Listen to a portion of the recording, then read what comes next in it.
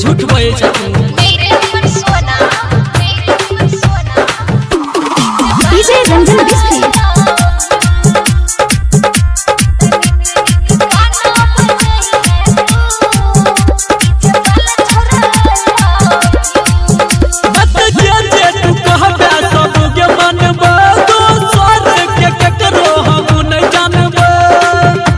आगे हमर ड्यूटी मत जे जे तू कहबे सब के मानबे तो स्वाद के ककरो हम न जानबे मन भइर के नाच करे छियौ शुरू मन भइर के नाच करे छियौ शुरू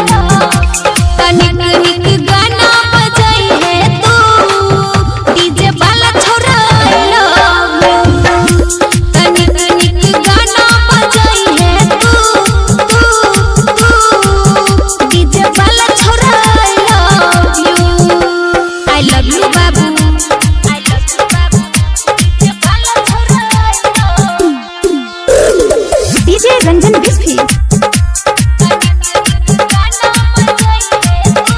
आप सुन रहे हैं संदीप सुमन को। तोरा पछौरा हम छियो फिदारे देखे में लागै छै सीधा साधा रे झूठ बोले जाते नहीं रे हमर सोना हमरो नजर में गर गला जान के रहला हरदम तोरे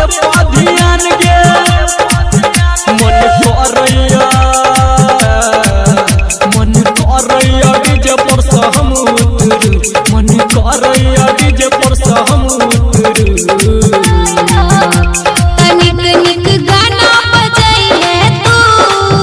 डीजे वाला छोरा आई लव यू तनिक निक गाना बजाई है तू डीजे वाला छोरा आई लव यू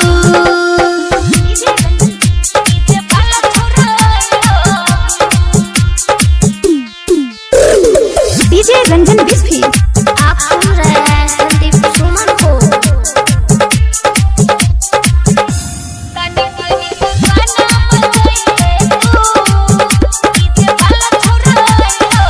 मिलल छो मौका गमा बहिने चांस रे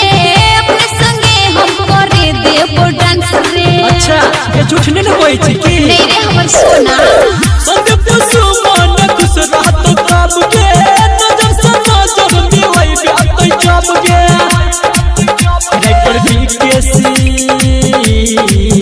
डाक्टर बीकेसी सत्यम पहले करतौ शुरू बबलू संजीत दीपक पहले करतौ शुरू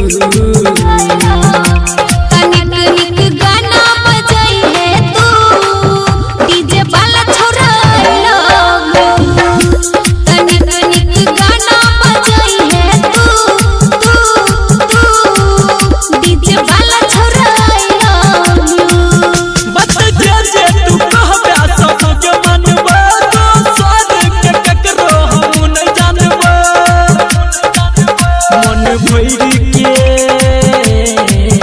मन भइर के नाच करे छियौ शुरू मन भइर के नाच करे छियौ शुरू